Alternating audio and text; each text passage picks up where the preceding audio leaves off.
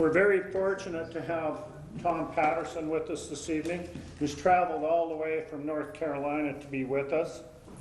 And Mam is thrilled to have him with us here. And he made a long, arduous journey.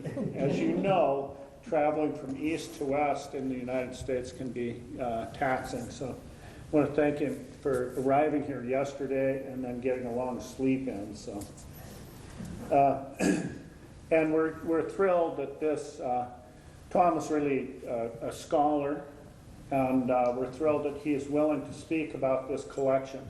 And before I introduce Tom, I want to mention that Willem and Diane are here, and we want to thank them so much for their generosity in sharing this collection. And it's important for us to be able to get an insight into pure creativity, the innocence of what is happening here. And museums would be nothing without that creativity that exists within the human spirit. And that's what this show constantly reminds me of, is that the museum would be nothing without the spirit that underlies all of this work. So thank you both for your generosity in sharing this.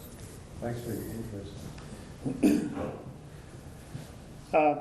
As I mentioned, Tom is a scholar, originally from Georgia and living in North Carolina. He is not only a scholar of folk and self-taught art, but also he's an independent curator who writes about folk art and contemporary art. He's organized many exhibitions for institutions such as the American Visionary Art Museum in Baltimore, the Southeastern Center of Contemporary Art in Winston-Salem, the Terra Museum of American Art in Chicago, the Center for Contemporary Art in Seattle. He is the author of Howard Finster's Stranger from Another World, and his latest book is the catalog for far-fetched mad science, fringe architecture, and visionary engineering.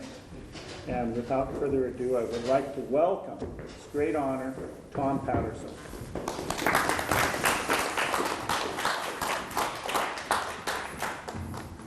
Thanks, Steve. And first, I want to thank the entire staff here, and Laura and Tracy, Steve and Katie, and the rest of you for inviting me tonight, and to Willem and Diane for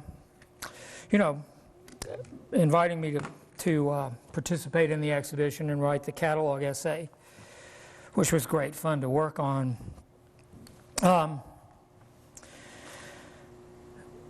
Both Willem Volkers and I initially developed an interest in this work that's sometimes called folk art, outsider art, self-taught, vernacular, or visionary art, through an attraction to certain folk art environments that we happened to find out about. Usually these were places in the yards of houses whose owners had built unusual structures or sculptures or outdoor installations of painted signs and images that could be seen from cars passing on the adjoining streets and highways. Since these places were important inspirations for the collection and for my own 30-year career as a writer on contemporary art, I want to focus on just a few of these artists in my reading and comments and presentation of images this evening. So what I'm going to do tonight is a little bit different from anything I've ever done with any of my other art talks. I've been working on a memoir about the period when I really got involved in a lot of this work. And so what I'm going to do is read basically three chapters, or two chapters and part of another chapter from this memoir, which deals with a lot of other things, but these artists figure prominently in the memoir. So the first artist that I want to, so what I'm going to do is tell you about my initial meetings with two of these artists, and I think I'll be interested to know if this kind of resonates with your own experience of what it was like to meet these people for the first time. The first artist I want to talk about is a fellow named Eddie Owens Martin, who called himself Saint Ohm. So his initials were E-O-M, and he used that, and E was silent, and he became Saint Ohm.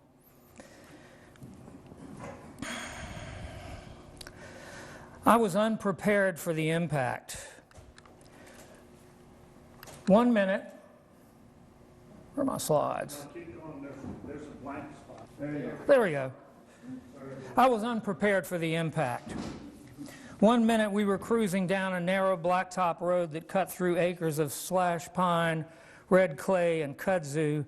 Then we turned a curve into a driveway marked by a tall stand of ribbon cane, and whoom, suddenly found ourselves in an absolutely other world. A rainbow-hued wonderland of elaborately decorated pagodas, mandala-patterned walls, life-size sculpted figures, and big sentinel totems staring back at us with hypnotic cartoon eyes. We had been instantaneously transported as if by magic from the familiar realm of rural Georgia, USA, late 20th century, into an outrageously resplendent parallel reality. The only thing missing was the puff of smoke to transition from one world to the other. The experience had an uncanny déjà vu quality. As soon as the car stopped, two ferocious-looking full-grown German shepherds were suddenly upon us, barking and snarling outside the tightly rolled-up windows, glaring at us and drooling as they bared their shiny white fangs. They kept it up until a proud-looking elder gentleman strode our way from between the exotic compound's two biggest bug-eyed totems flanking the front entrance. He was regally attired in a long orange and blue striped gown topped with wooden beaded necklaces and a thickly feathered American Indian war bonnet, and his long gray beard was braided along the sides of his face. "Hush!" he shouted in a booming voice that promptly quieted his canine protectors. Then, peering through his black horn-rimmed glasses into the car windows at us, he said, "Them dogs won't mess with you, not if you don't have no evil thoughts." Sitting behind the wheel of the green Volkswagen Rabbit, the tall poet, dressed like an English country gentleman, rolled down his window and said, "Hello, Eddie, it's me, Jonathan Williams." "Hello, Jonathan," said the bearded Indian warrior priest in a softer, more congenial-sounding voice. "I've been expecting you. And who's with you?" "Oh, that's Tom. Hello, Tom," he said to the bright-eyed, clean-cut younger poet in the back seat, Tom Meyer. "And who's this?" he asked as he made his way around the front of the car. I rolled down the front passenger seat window, extended my hand, and introduced myself. "Oh, another Tom," he said. "Yes, Patterson," I repeated my last name. "This Tom is a writer from Atlanta," Jonathan explained as he opened the driver's side door and unfolded his substantial frame to climb out. Tom Meyer and I exited the car too, and the three of us stood before our elaborately garbed host while the big dogs warily sniffed our hands and knees and crotches.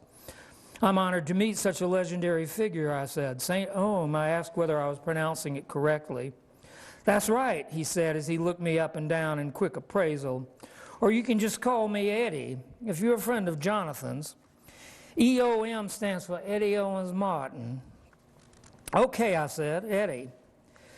"Prepare to enter a strange and beautiful world," he advised us as he ushered us through the gateway totems and into the environment behind the front walls, even more profusely ornamented than what we could see from the driveway. "I call it Passaquan, the place where the past and the present and the future and everything else comes together." "It's spectacular," I said, marveling, open-mouthed. "We're on our way to New Orleans," Jonathan told Ohm. "Yes, I know. I got your letter." "Tom's riding with us as far as Americus," Jonathan noted. Americus, Georgia. "Why would you want to go to Americus?" Eddie inquired in a tone that told me he didn't think much of the town. I'm just going there because it's the closest place to catch a bus back to Atlanta, I explained. I need to be home this evening. Tom's working on an article about me and the Jargon Society for a magazine he writes for, Jonathan said, as he removed a cigar from the inside breast pocket of his jacket and peeled off the cellophane wrapper. I've been telling him about you, and he wanted to meet you. Jonathan Williams had founded the Jargon Press in the early 1950s, about the time he dropped out of Princeton University to attend Black Mountain College in North Carolina. In the 1960s, the press had been incorporated as the not-for-profit Jargon Society. Jargon was known for publishing avant-garde poetry and prose in limited editions visually enlivened by contemporary photography and graphics. It had issued small edition books by Henry Miller, Buckminster Fuller, Sherwood Anderson, Louis Zukofsky, Mina Loy, and several of the Black Mountain poets, as well as photographs by Harry Callahan and Aaron Siskind, and graphic works by the likes of Robert Rauschenberg and Ray Johnson. The books were works of art in themselves. "Come on, let's go inside and sit down to talk," Eddie said, as he stood in the shade of a huge water oak and opened a bright red-framed screen door on the back side of the house. "What magazine do you write for?" "Do you mind if I smoke?" asked Jonathan. "Smoke what?" Eddie shot back, a note of mild excitement in his voice. "Did you bring some pot?" "I'm afraid not," Jonathan answered him. "You know I don't smoke that stuff, but I've got some pretty good cigars here if you want one." "No thanks, I never have been a tobacco smoker," Eddie said. Then he looked at me and asked, "How about you? Did you bring any pot?" A few more slides here. That's the end of my little chapter on. That's actually the first chapter in this working manuscript. There he is. Amazing character. So that was my first experience of the land of Pasaquan, where, in a sense, my own past and present and future came together. What year was this, Tom? These photographs were probably made around between 80 and 85. And it was 1980. It was January of 1980 when we made this trip that I talk about here. Yeah, it's the last one of those. So now I want to, I'm not going in chronological order here. I want to flash back, and that's kind of appropriate since we're already in a place where the past and the present and the future all come together. So I'm going to flash back here 5 or 6 years to a related encounter in North Carolina. And this is the beginning of a chapter called Shangri-La. So in 1974, when I first earned my undergraduate degree in English from a small liberal arts college in the South, the first job I managed to find was as a staff writer and photographer for the Enterprise, a weekly newspaper in the small town of Mebane, North Carolina. That's spelled M-E-B-A-N-E, like me-bane, but pronounced Mebane, located in Alamance County near Chapel Hill. Among the more curious subjects I found to write about in one of my many feature articles for the Enterprise was an unusual roadside attraction I discovered not far from Mebane. A village of rough model buildings less than 6 feet tall. Their sturdy walls were made largely from chunks of milky white stone, as were those of the adjacent house, a full-sized bungalow. All were the handiwork of Henry Warren, the retired tobacco farmer who lived in the house. The cluster of little buildings he called Shangri-La, or White Rock Village, was located alongside the main highway running through Prospect Hill, a small town in Caswell County, North Carolina. The house itself was set back farther from the flow of passing traffic. Mr. Warren also owned the largest collection of Indian arrowheads I'd ever seen, as I discovered on the afternoon I spent hanging out with him and pestering him with questions. A slight, compulsively active man, he was as old as the century. A brown felt fedora shaded his eyes against the sun, and he puffed on a Chesterfield as he pointed out the several hundred arrowheads he'd used to form geometric patterns in the winding walkway leading to his front porch. A few minutes later, he ushered me inside a wood-frame building behind his house and showed me a couple of big wooden barrels filled almost to overflowing with at least 1,000 more arrowheads. He said he'd found all of them on or near his small farm, where he'd also dug the white stone that was his main building material. He had created little tableaus of generic store-bought figurines in front of or inside several of the little buildings in his village, and he'd named each building, in most cases, after popular songs from his youth, like My Blue Heaven, Keep the Home Fires Burning, and How Are You Going to Keep Them Down on the Farm After They've Seen Perry? These were all like World War I era popular tunes. His most recently completed structure, a multi-story building taller than the others, was called the Watergate Hotel, although it looked nothing like the original. I think I have a few more of slides of his little place there. So, this was the mid-1970s, and I hadn't yet heard the term folk art environment applied to such places, but I had seen other examples of unusual yard art in my years of traveling around the South.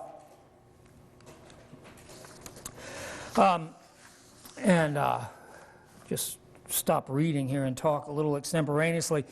The first thing that I saw like this was a place in Aberdeen, on the outskirts of Aberdeen, Mississippi, where I had relatives when I was growing up, and my family from Georgia we'd drive regularly over to Mississippi to visit family members, and we'd usually go to Aberdeen.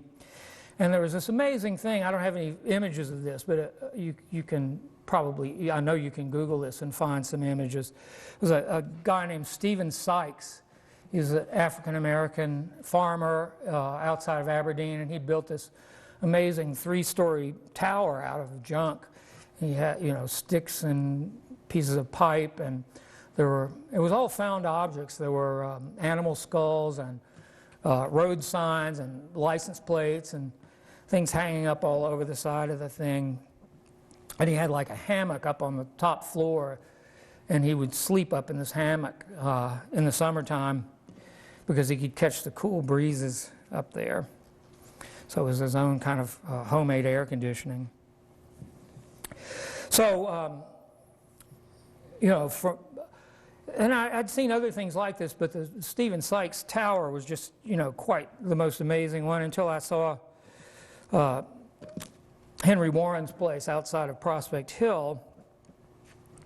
So, about a year before that, before I wrote about Henry Warren for the little newspaper there, I had been a senior in college, and I had met Jonathan Williams at that time, and I just told you a little about Jonathan.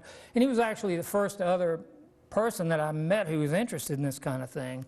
And he was like seriously interested in it. And it was Jonathan that was actually largely responsible for my, getting in touch with Willem, because Jonathan sent me this list when I wrote my first article about this, about several of these artists in Georgia. Jonathan sent me a mailing list and said, send that article to all of these people. And I don't know what will happen, but, it could change your whole life. It did. So,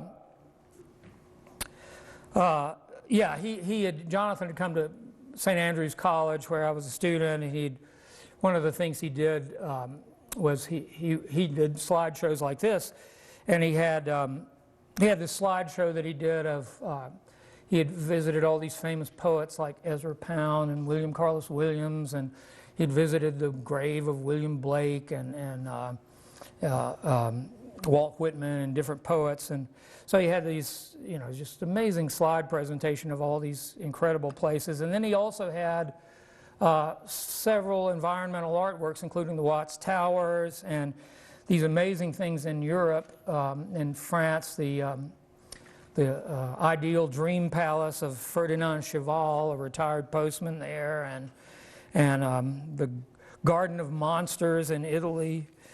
And so, so I was like, yeah, well, this sounds familiar. So Jonathan and I got to be friends, and then he ended up publishing my first book on St. Omer, several years after that first encounter that I just talked to you about.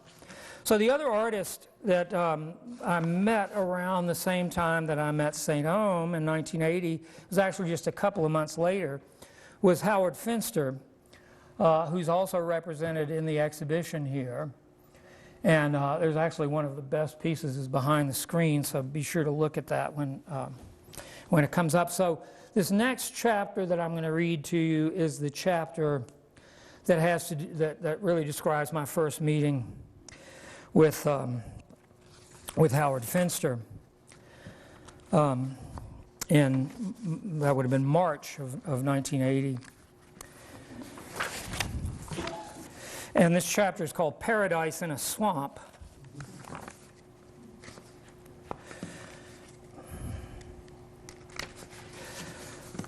So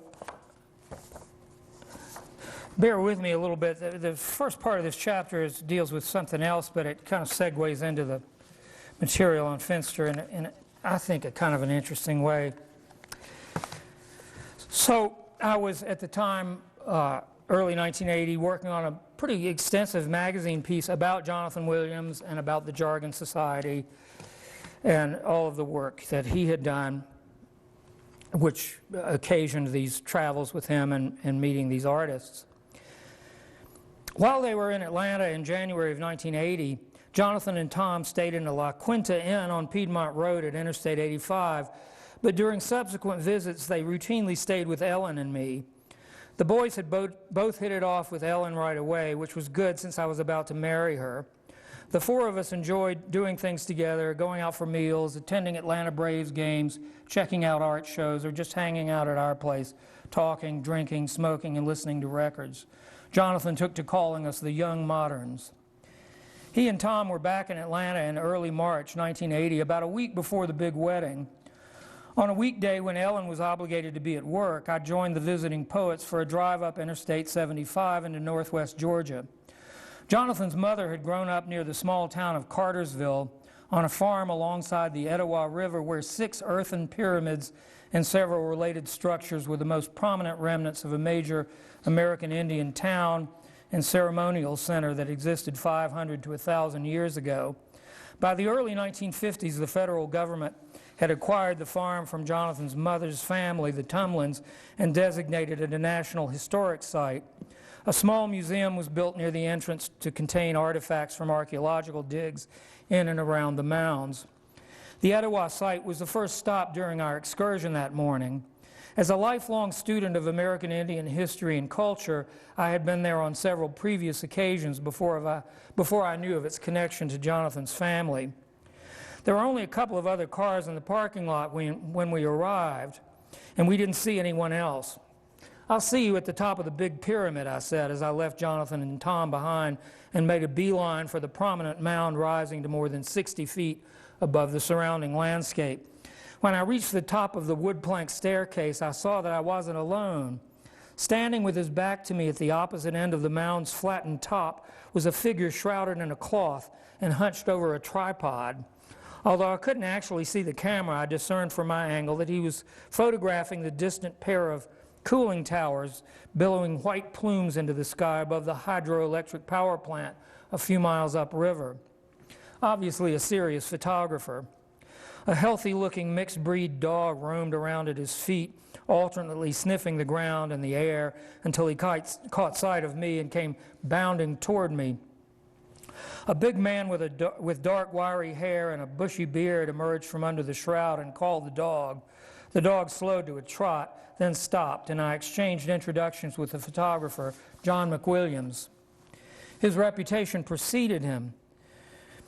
He was the lone Atlanta photographer represented in I Shall Save One Land Unvisited, which was an exhibition that Jonathan Williams had actually curated that was, at the time, on view at the High Museum of Art in Atlanta, 2 blocks from my house, and we had just been over there looking at the show, and, you know, there was this photographer from the show up on top of this Indian mound.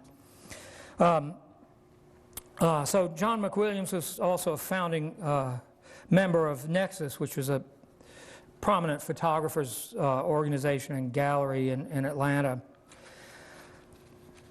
I was just looking at some of your photographs at the High Museum a couple of days ago, I said. I'm here with Jonathan Williams, who curated that show. He ought to be up here in a couple of minutes. Oh, great, I've never met him. A few minutes later, I was introducing Jonathan Williams to John McWilliams, a bit of curious synchronicity in one of my favorite southern power places. Speaking of power places, our ostensible destination for the day was Howard Finster's Paradise Garden, a site we'd been reading about and hearing about for 4 or 5 years. Located 50-some miles north of the Indian Mounds near Summerville, Georgia, it was a filled-in swamp behind the house where this preacher, handyman, and self-taught artist had built a network of mosaic-inlaid concrete walkways, a series of concrete sculptures, and a few small, idiosyncratically embellished structures to house his forever-expanding collection of the inventions of mankind, manifesting his avowed aim to get one of everything in the world. The place lived up to its reputation and then some. Following directions we were given at the Summerville post office, we found Finster's densely planted, art-festooned backyard a few miles north of town and about 3 blocks east of U.S. Highway 27 in a neighborhood of small, rundown houses probably dating to the late 1940s. Jonathan parked the Green Rabbit alongside a narrow paved street on an expanse of poured concrete painted with a giant stylized white radiant sun on a deep red background, and we climbed out onto this big painting. Immediately in front of us and roughly parallel to the street was a 7-foot-tall concrete mini mountain whose surface was embedded with hundreds of seemingly random objects and glass-encased images, porcelain figurines, silverware, rusted automobile parts, decorated crockery shards, plastic doll heads, snapshots, photographs, and newspaper clippings. We'd only been standing there gawking at this imposing mixed media assemblage for a couple of minutes when Finster himself emerged from somewhere behind it. He wore a paint-stained gray work shirt, matching pants, and well-scuffed leather shoes. His gray-tinged dark hair was slicked straight back except for a few long strands that drooped onto his forehead. Squinting as he peered at us through brown horn-rimmed glasses, he swapped a half-empty bottle of Coca-Cola to his left from his right hand, which he extended in our direction as he introduced himself and welcomed us, almost as if he'd been expecting us. "I reckon y'all come here to see my garden," he said. "Yeah, it's getting to be world famous. I got everybody wanting to do stories on the garden and on my art. Esquire magazine, Life's magazine, TV stations. I've had shows of my art at Phyllis Kine Gallery in New York, and I've been in the Smithsonian. I've had professors here from the University of Georgia and the University of Kansas. Right now, I got the director of art at Wake Forest University here, Victory Facento. He come down here with a bunch of students, and they're out yonder helping me in the garden today. Yeah, you know, this whole garden came to me in a vision. It was all blueprinted by God, and I represent the inventions of mankind. I put them in my garden. People brings me all kinds of things to put in my garden, like a little boy's tonsils I got right over yonder in a jar. I even got a tomb of an unknown body that somebody brought me. And after I started building this garden, I had another vision that told me to paint sacred art. I was standing right over yonder when I had that vision. I just finished fixing a bicycle, and I had a little smudge of paint right on the tip of that finger right there. He held out his right forefinger, and I looked at that finger, and suddenly a warm feeling come over my body, and there was a human face right there on that finger. And right then a voice spoke to me, and it said, "Paint sacred art." That's what it said. Paint sacred art. It was as if somebody had flipped a switch. He was on, and he barely stopped to catch his breath, much less to entertain any questions we might have. He told us about the 10 churches he had pastored, the many different kinds of work he had performed in the course of his life, and his prodigious abilities as a repairman. He also told us about the giant man who had appeared in his backyard, 15 feet tall, about God's commanding him to make 5,000 paintings, and about his vision of traveling to other worlds beyond the light of the sun. And on for the next couple of hours as he accompanied our exploratory tour of his homemade wonderland. I started out calling this place Plant Farm Museum because I wanted to represent every kind of plant in here, just like representing the inventions of mankind. But then after that Esquire magazine article come out calling it a garden of paradise, everybody got to calling it Paradise Garden, so I started calling it Paradise Garden too.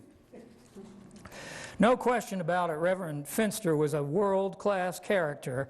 I had braced myself for meeting a fire and brimstone fundamentalist preacher determined to save every wayward soul he encountered. Instead, we found ourselves in the presence of this unself-consciously hypermanic, brilliant artist who clearly delighted in regaling us with tales of his junk collection, his interplanetary travels, and his zealous pursuit of his creative vision. He was exhausting, and his junkyard Eden was overwhelming. The recent paintings and freestanding sculptures on display in a solar energy room he'd built on one side of his house were dense with idiosyncratic imagery and hand-lettered text related to biblical teachings, his own experiences, and his apocalyptically focused observations about contemporary life. Jonathan bought a couple of Finster's small paintings and a little sculpture made from melted pieces of glass, television parts, and pot metal, painted with tiny faces and handwritten messages. It was all way too much to take in during the couple of hours we spent at Paradise Garden that day, but I knew I would be back soon to talk some more with the Reverend Howard Finster. This little building here was his studio for many years. He gradually, after he sort of started making money, this is a self-portrait, and this is, I think, made from the template that he did these a lot of these cutout art pieces where he just took a template and put it on plywood and cut it out, and then he did myriad variations on the same image, but each one would be quite different. So Willem bought actually the template for one of the self-portraits, and that's over there with some text written on it. So that's really the end of my reading portion. I just wanted to mention a couple other things.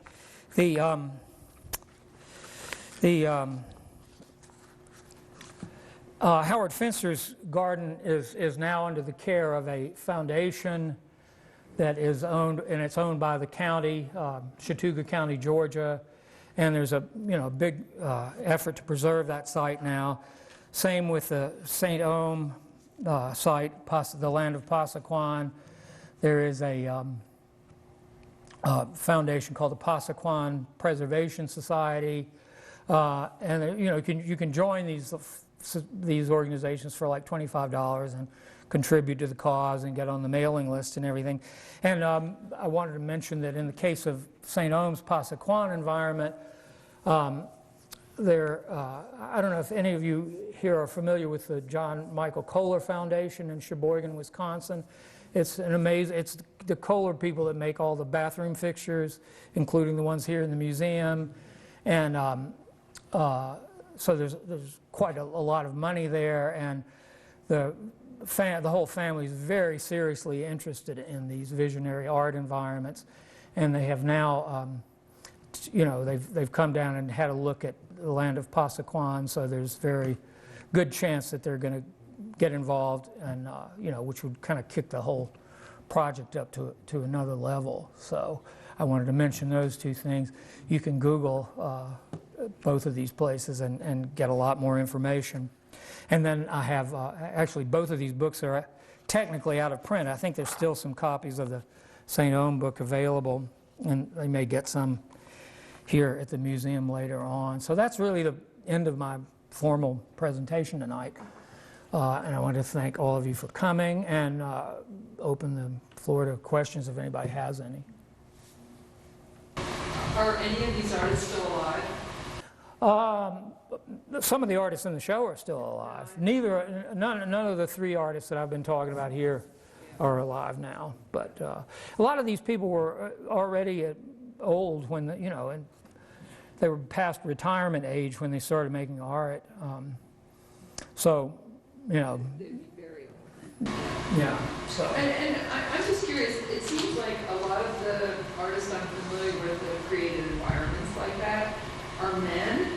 Have you found that it's more men than women that go off with this? Well, maybe more, but there are exceptions to that. I was just talking with there's a person who works here named Tressa, and I was saying, well, I've only heard that name one other time. There's a well-known environmental folk artist named Tressa Prisbury who had a thing called Bottle Village in I forget the name of the town in California. You've probably been there, Willem. I don't know. But Tressa Prisbury had like the world's largest pencil collection. So she collected all these pencils, and then she decided she wanted to build something to house the pencil collection. So she built a bottle village, and she collected all these bottles, and she used them basically as bricks and built all these little small structures on her property. And you'd go inside the buildings, there was pencils on display. So that's one example.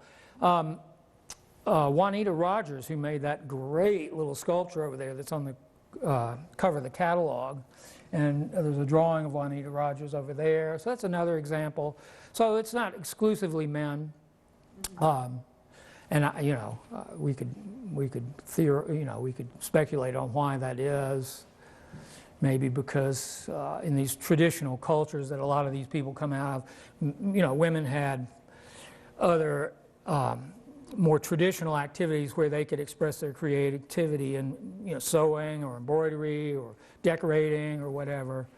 And, the men's work was, more like earning money and more pragmatic things. And then suddenly they were retired or disabled with time on their hands, and they started creating things. So, Tom, if I can add, to that, is that we've documented a number of women.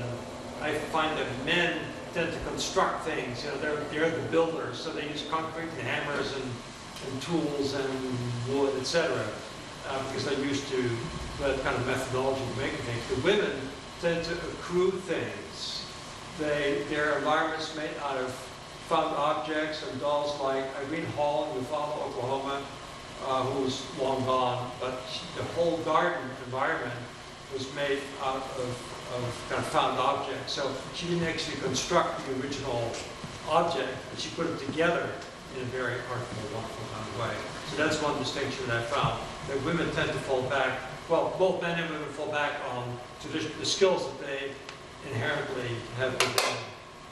But there are exceptions, like another example I think of is a woman named Annie Hooper who lived on Hatteras Island on the Outer Banks of North Carolina, and she's kind of like Howard Finster. She's religiously inspired, and she decided to illustrate the entire Bible in driftwood sculpture. And so she lived in a sort of normal-looking two-story house, and the house looked perfectly ordinary from the outside, but you went in the house and every room was just jammed full of these sculptures made out of driftwood with putty and paint on them. And there would be like the people of Nineveh and like Moses parting the Red Sea, and there would be just like hundreds of figures in the room, and she had like little pathways that you could walk through each room, and she had a yardstick that she used to turn on the light switches, because she would have to like reach over her sculptures to turn on the light switches. So yeah, there are definitely some seriously creative women involved in this field. Any other questions? Yes? Can you tell us, either of you, about Mark Vegas? Okay.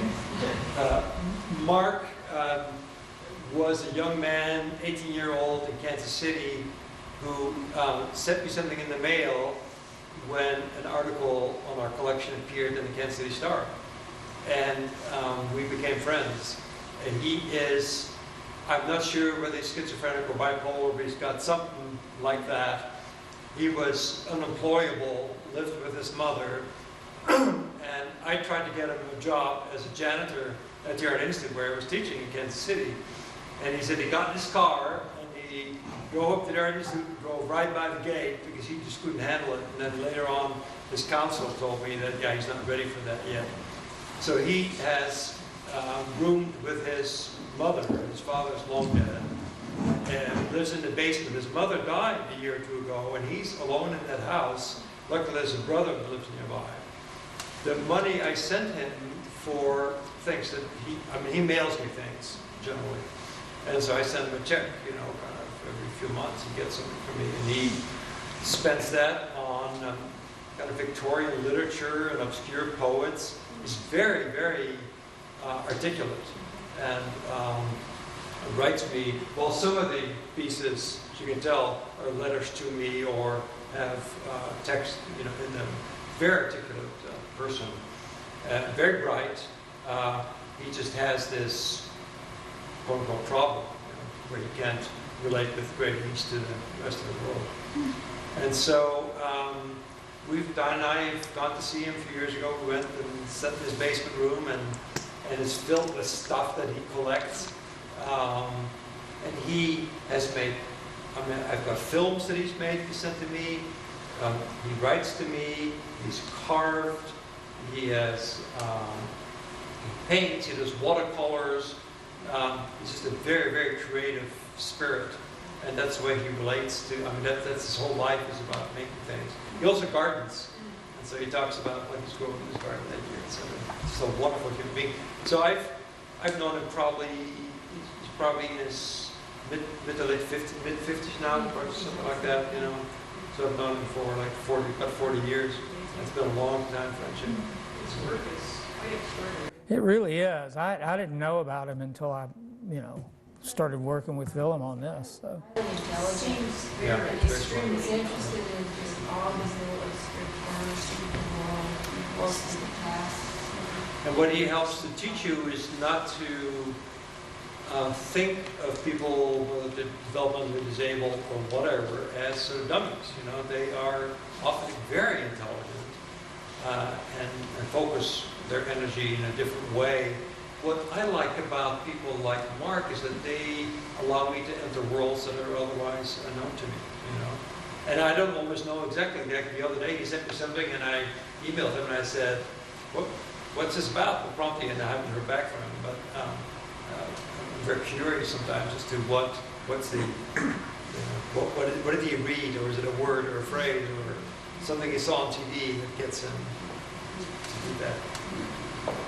What's that last name again? Megus. And as far as I know, we're the only ones that have collected his work. Yeah, I've never seen it anywhere else. It's just incredible stuff. I've included him in almost every folk art exhibition I've curated. And I've written I wrote an article on him that was never published. And so he's sort of unknown to the world. It's maybe a prejudice against miniatures, It's something maybe a prejudice against miniatures, because everything he does is really a miniature scale. And, art collectors like big things that you can see across the room. So, but yeah, he's great. I'm glad you asked about him. Other questions? Well, there's plenty to look at here. So, oh yeah. Can you talk about what happened to Howard Finster after he got famous? Did he continue?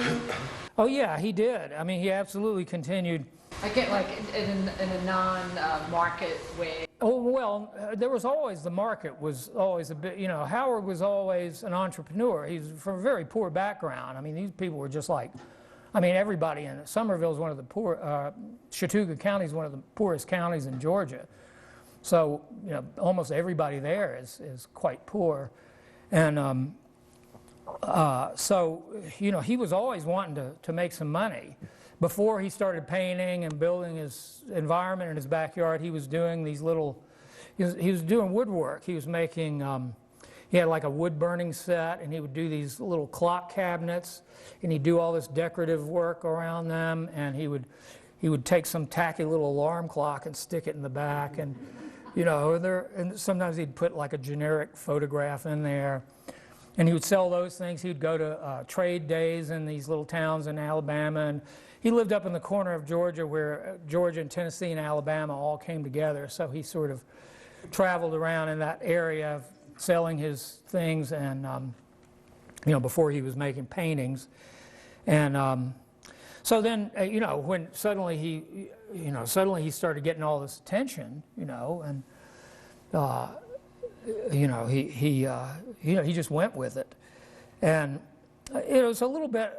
He had a whole family there. They were all living in the same neighborhood, and nobody else in the family was as extraordinary as Howard, but he had several of his actually two of his offspring, one of his youngest daughter and then his only son, later made art. And then he had a couple of grandsons, Alan Wilson and Michael Finster, who really made some very interesting pieces. And I think Michael's still working. I'm not sure if Alan is.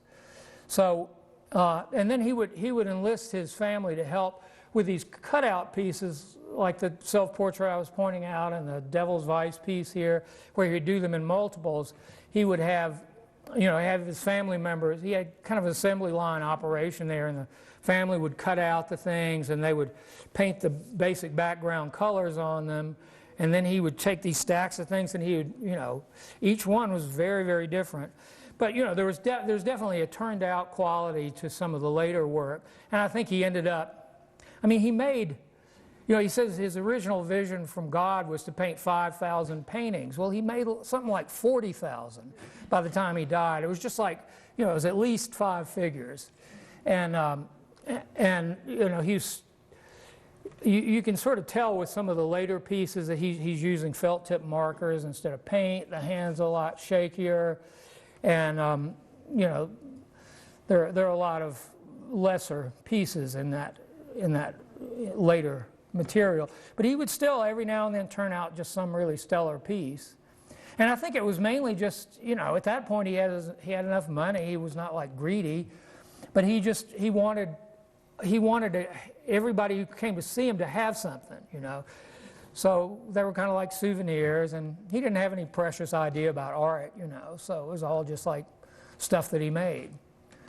But yeah, definitely the quality went down. There was this period of, well beyond 5,000, where he was still turning out really great stuff, He's just working all the time. So anybody any artist has their hits and misses, but he had just so many absolutely fantastic pieces that came out of this period, and I'd say from the late 70s into pretty much through the 1980s.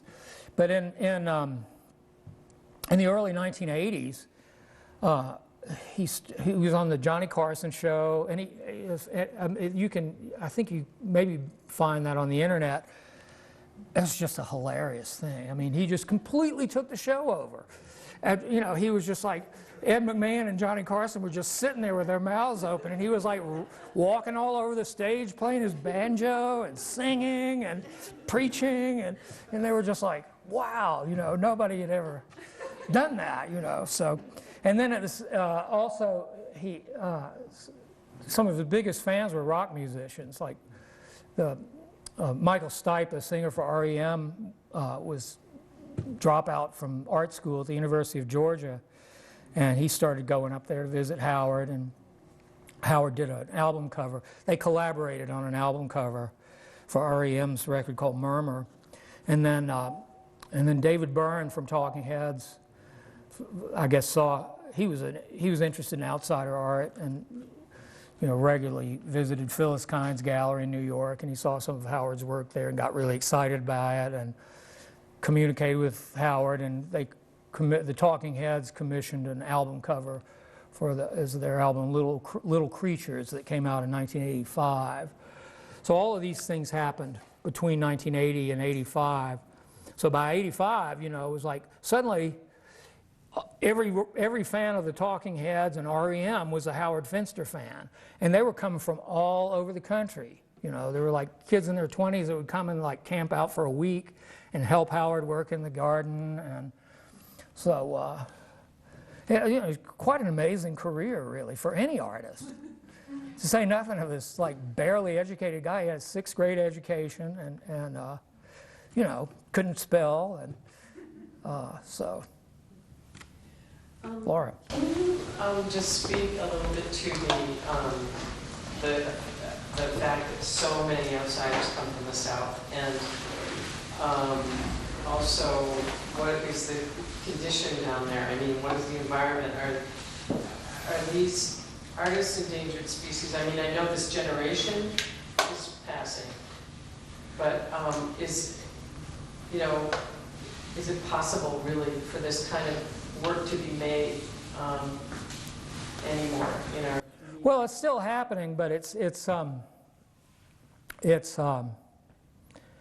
you know, it's not like these people have ever been culturally isolated. They watch television. I mean, Howard Finster had the television on constantly. He would be sitting there painting, just making this detailed, intricate painting and talking, and he'd have the TV blaring, you know, and it was all fodder for the thing, you know. And so this generation of artists is definitely, you know, past, but there are a lot of younger artists. There's still people doing this that are just coming from their own place.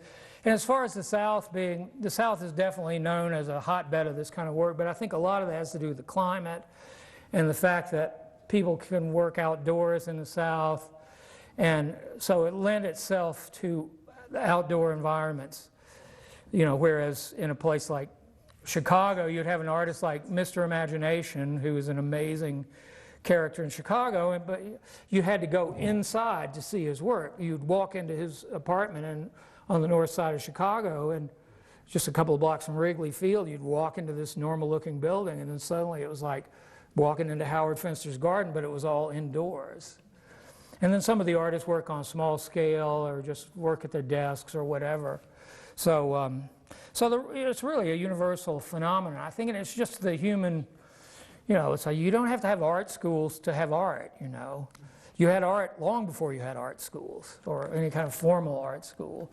And I think that's just, you know, that's what we're really seeing here is this, you know, just the creative human impulse without any filters put on it, more or less. Well, its popularity in the art world might start to affect things too. Yeah, well, you know, it was actually artists. It was like trained artists who were like Willem and Diane were the first people to get interested in this work, really. And so, you know, I think artists understand each other. You know, it's like, I mean, none of the academically trained artists I know have any sort of prejudice about this work. In fact, you know, some of them are like really envious of it, you know. Gee, gosh, if I hadn't gone to art school, you know, I could have maybe made something really pure. So. By the way, I think that some of those patterns, Finster called them dimensions. Dimensions, yeah, right. But he gave them to me, you know? Because they weren't works of art. They were just. Relating to each other's artists. Yeah. Mm-hmm. He'd say, oh, you're interested in this? Here. Yeah. You know? Mm-hmm. And I've got a whole bunch of those things that I've never seen the light of day. You know? That just happens to be one that I've shown.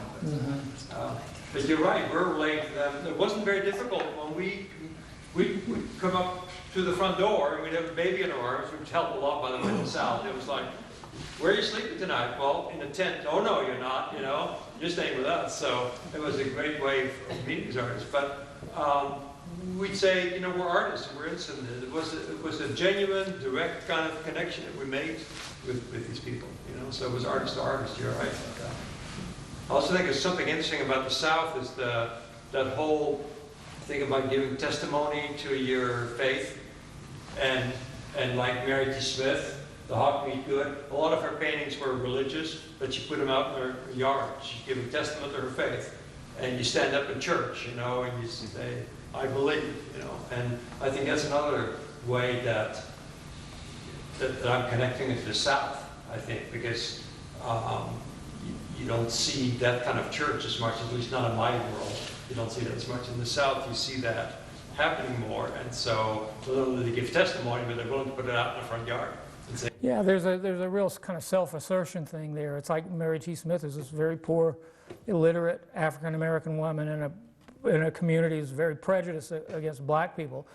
And, you know, one of her signature images was just like this self-portrait, you know, figure with the hands up, and she would, at the top it would say, "Here I am," you know, and that was kind of what the whole thing was about, really. It's like, here I am, you know.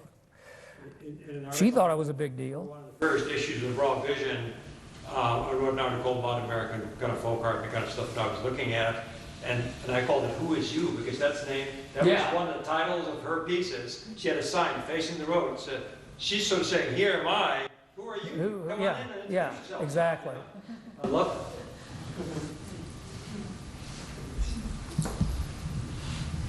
Just want to remind everybody that Friday evening, this conversation will continue, and Dylan and Diane and Tom will give a talk around 7.